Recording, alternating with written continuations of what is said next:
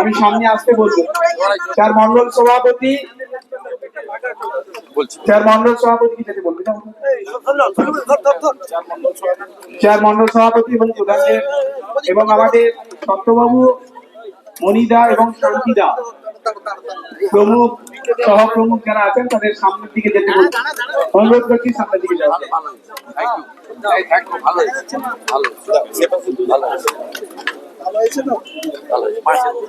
সমস্ত গাড়িগুলো যেগুলো আছে এখানে ফিরে এসে এখানেই গাড়ি রাখা আছে। যারা আপনারা দাদা দাদা নন্দীকে আমরা সবাই ভোটে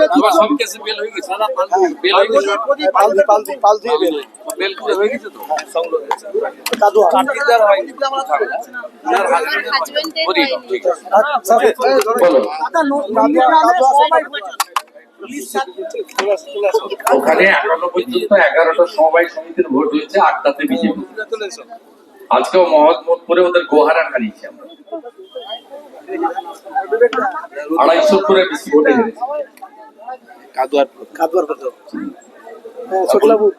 রাজ্যের শিল্পের কথা বলা হচ্ছে, সেমি কন্ডাক্টর যে প্ল্যান্টের কথা বলা হচ্ছে, যেটা আপনি কিছুক্ষণ আগে বললেন, এখানে একটা অফিস হবে আর উৎপাদনের জন্য যে দুটো প্ল্যান্ট, একটা আপনার আসামে হবে। দাদা মুখ্যমন্ত্রী জায়গা না দিলে কি হুমায়ুন কবির দাদা মুখ্যমন্ত্রীর তো একজন সেলিব্রিটি সাংসদ বলছে সব জায়গায় ধোঁয়া দেখা যাচ্ছে, কুইন্টাল কুইন্টাল জল। আর উনিও বলছেন যে বর্ধমান থেকে কলকাতা এলাম, দুপাশে শুধু শিল্প আর শিল্প। এই রামনগরের 20,000 ছেলে বাইরে কাজ করতে যায়, মিনিমাম 20,000 ছেলে রামনগর। এক একটা গ্রামে চলে যান, গ্রাম ফাঁকা, মানে যুবক শূন্য, সব বাইরের রাজ্যে চলে গেছে। দাদা মুখ্যমন্ত্রী পাহাড়ে গেছে এবং বিভিন্ন প্রকল্প শিলান্যাস ঘুরতে গেছে। এই সবে বর্ষা শেষ হয়েছে, শীত আসছে, এই সময় পাহাড়ের আবহাওয়া অত্যন্ত মনোরম, বাঙ্গালোরের মতো আবহাওয়া, না অতি শীত না অতি উষ্ণ। নেপালিরা বলে ঘুমনে আছে।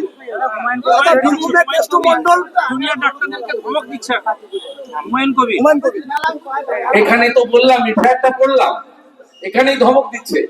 কি আব্বাস আছে, সে পানিপথ ব্রিজ অব্দি চলে গেছে। বড় বড় সব মাতব্বর, রাহুল সাঁতরা, শতদল বেরা, বিরাট নেতা, হালি নেতা, লাল চুল কানে দুল।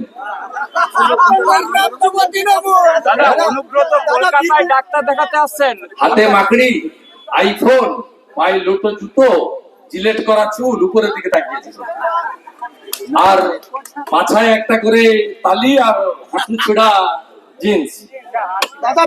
এই হচ্ছে মডেল। কালচার অব্যাহত থাকছে, কন্টিনিউ থ্রেট কালচার বিভিন্ন হসপিটালগুলো সর্বত্র আছে। থ্রেট কালচার তখন যাবে যখন পুলিশ নিরপেক্ষ।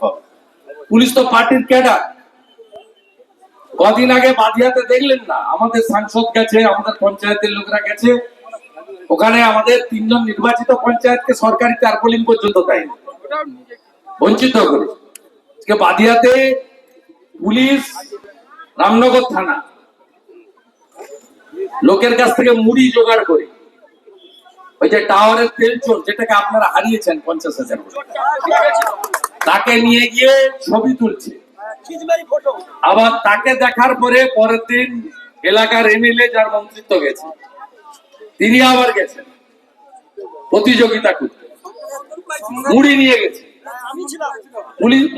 মুড়ি জোগাড় করে দিয়েছে রামনগর থানা। আমরা সব জানি কার কাছ থেকে মুড়ি জোগাড় করেছে, সেটাও আমরা জানি, নামটা আর বলছি। কলকাতা আসতে হচ্ছে, অনুব্রতকে ডাক্তার দেখাতে কলকাতা আসতে হচ্ছে এবং নেতাদের সঙ্গে দেখা করার কথা চলছে। না না, আমি এটা নিয়ে আগ্রহী। আপনাদের মিডিয়ার খাদ নেই, কম্ম নেই।